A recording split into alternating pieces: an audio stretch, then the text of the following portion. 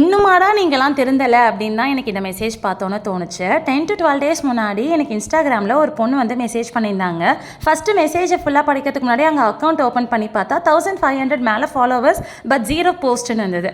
சரி ஓகேன்னு மெசேஜ் படித்தோன்னு தான் தெரிஞ்சுது லைக் அவங்க எவ்வளோ டிப்ரெஷனில் இருந்திருக்காங்க அப்படின்னு. அவங்க ஒவ்வொரு சென்டென்ஸ்லேயும் சிஸ்டர்ன்ற வேர்டை மென்ஷன் பண்ணி தான் போட்டிருந்தாங்க, which was so cute. Actually என்ன சொல்லியிருந்தாங்கன்னா, நானும் வந்து உங்களை மாதிரி ஒரு டீச்சர் தான், கிட்டத்தட்ட நம்ம 2 பேருக்கும் ஒரே ஏஜ் தான் நினைக்கிறேன். நான் நிறையா நீங்கள் என்ன மாதிரி டே டு டே விளாக் போடுவீங்களோ அதே மாதிரி தான் நானும் போட்டிருந்தேன்.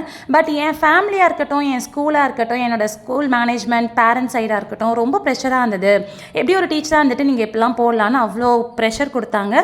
So I deleted all my post. But உங்களை பார்க்கும் போது எனக்கு ரொம்ப ஹாப்பியாக இருக்குது. நீங்கள் அந்த மாதிரிலாம் எதுவுமே ஃபேஸ் பண்ணது இல்லையா? அப்படியே நீங்கள் ஏதாவது ஃபேஸ் பண்ணாலும் தயவு செஞ்சு இந்த மாதிரி டெலிட் பண்ணிடாதீங்க, ஆல் த பெஸ்ட் அப்படின்னு சொல்லியிருந்தாங்க. எனக்கு ரொம்பவே கஷ்டமாக இருந்தது. இந்த மாதிரி ஏன் இன்னும் சில பேர் இருக்காங்கன்னு சத்தியமாக தெரியல.